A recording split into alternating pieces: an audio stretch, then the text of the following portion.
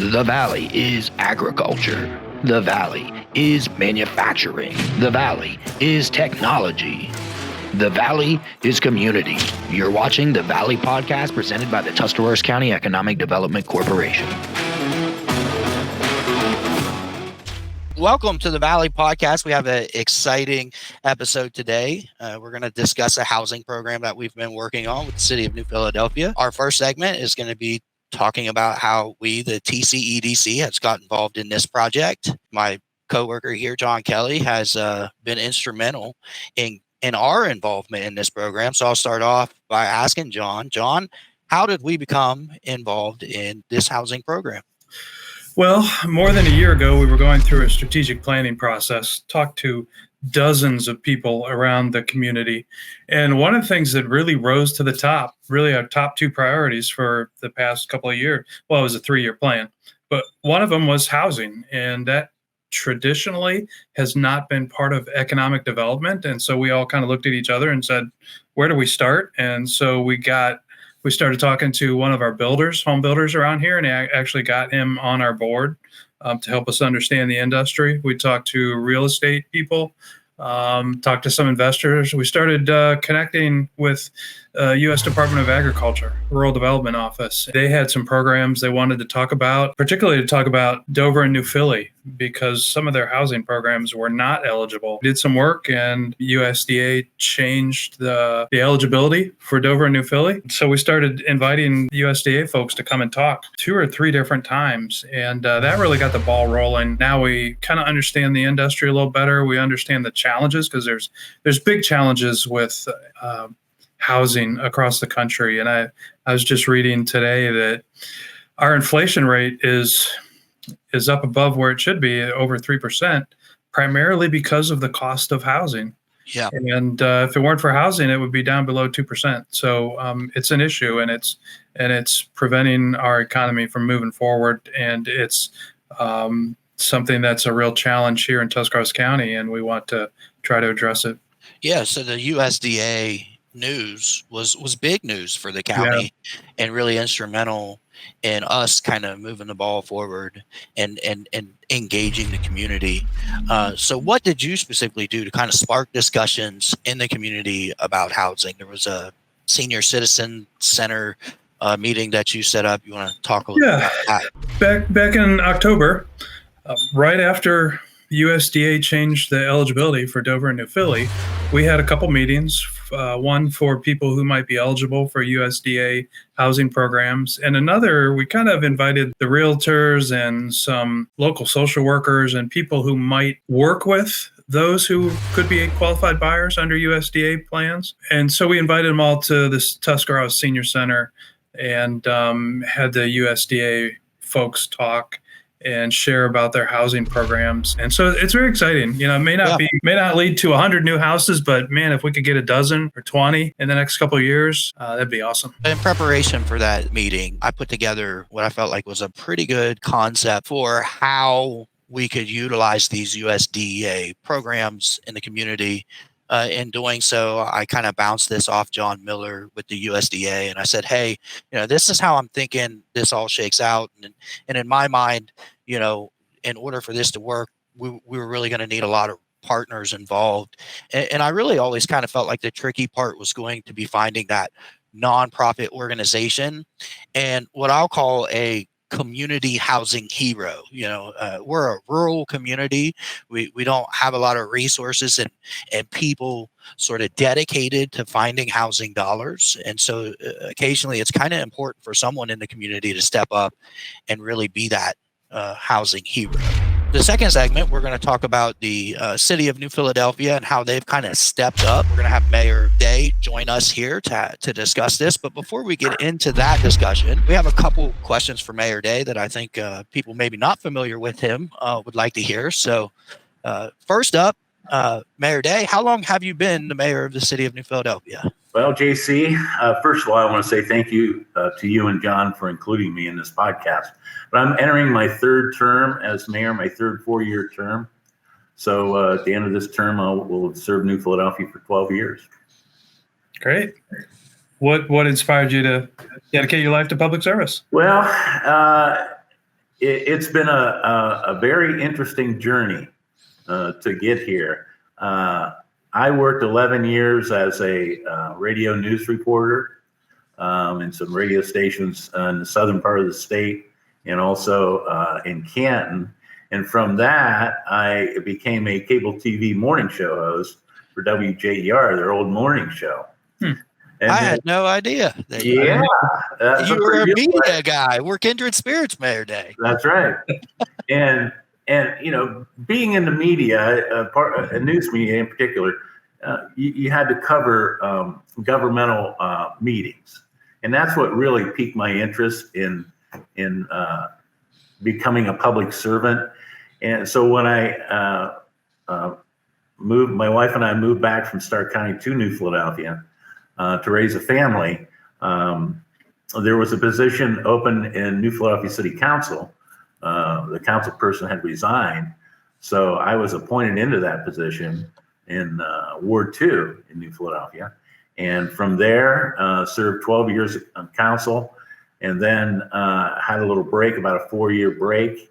And then the income tax administrator position in New Philadelphia became open. So I was lucky enough to be hired by Auditor Beth Gundy to fill that position.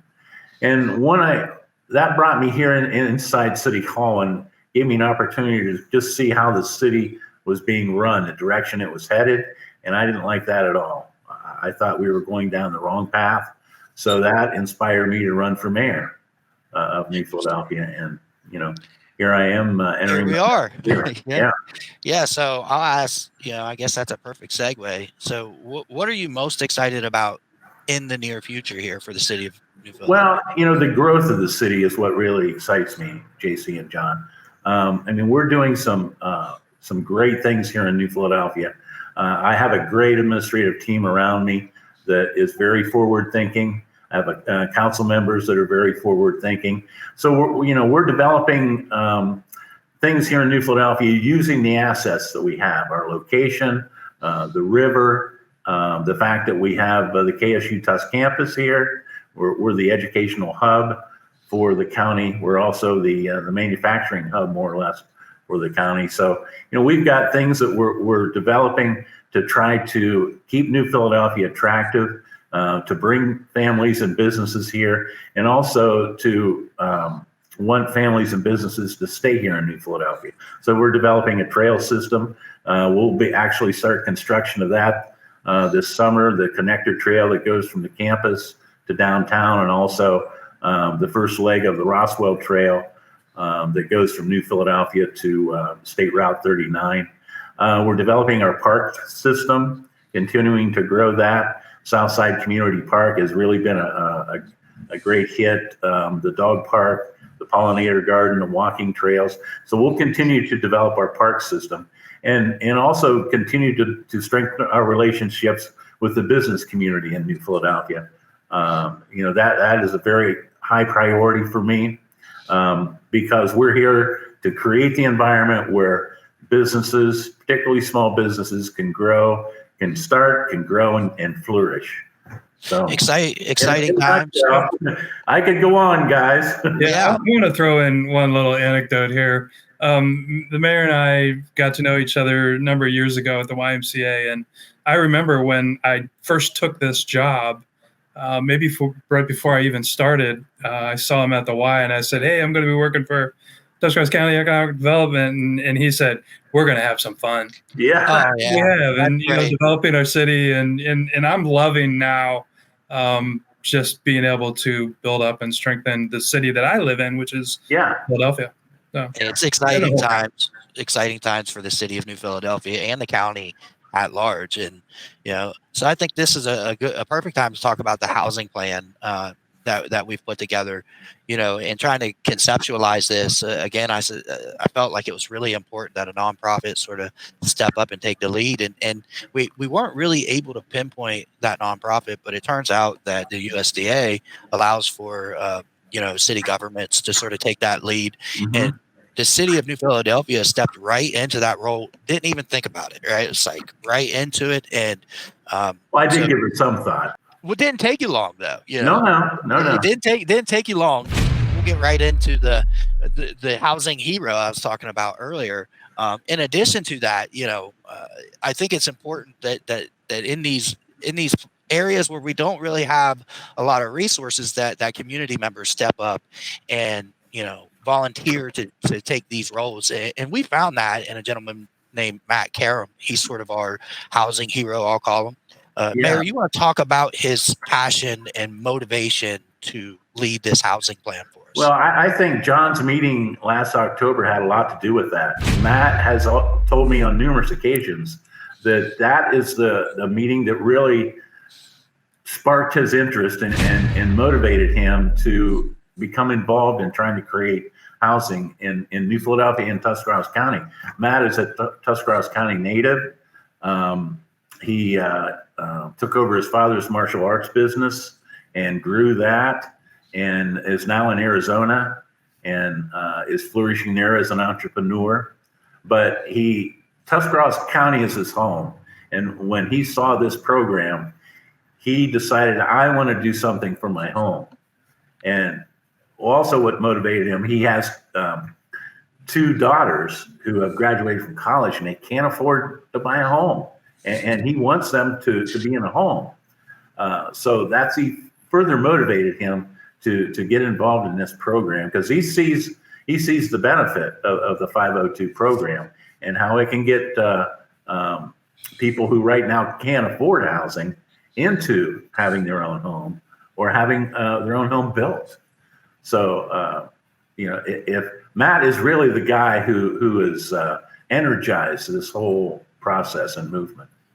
Yeah, he's brought in Keim Lumber as a partner in this to reduce the cost. They're participating in some significant ways to sort of put together a blueprint that we can kind of, use to stamp around the different lots that we have. So very, very productive.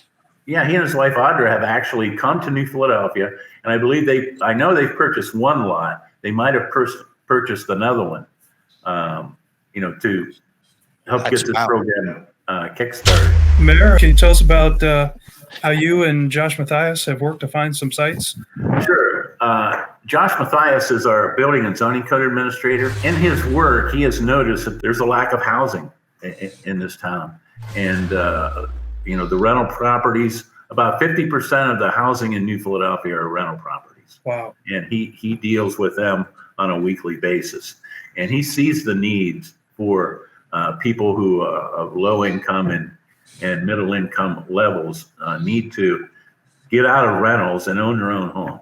He sees the value in that. So what he's taken upon himself is to try to create lots within the city for this housing program. And we're doing that by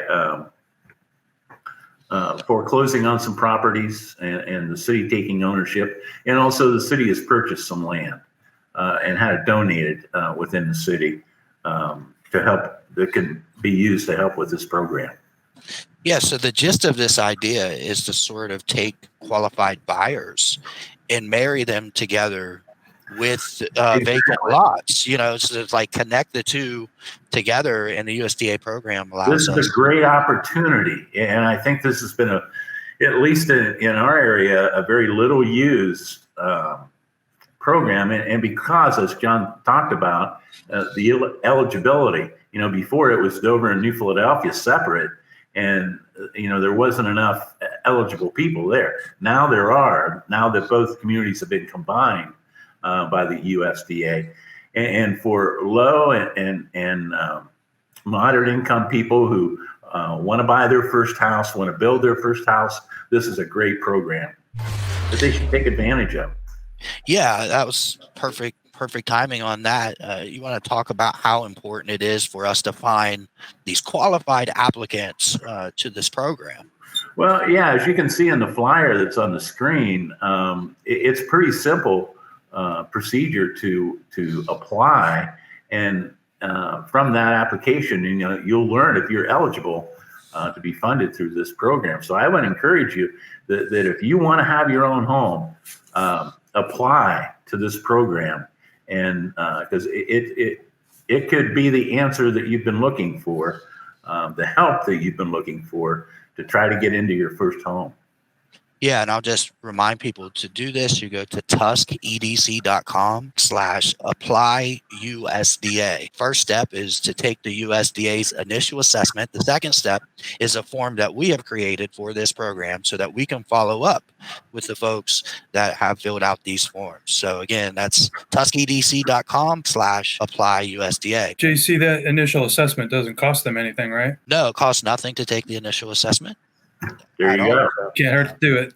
Yep. Yeah. So Mayor Dave, we appreciate you coming on the podcast. Now we're going to bring on Alex Heap from the USDA to talk about the programs and the initial assessment. Thank you. Hello, Alex. How you doing?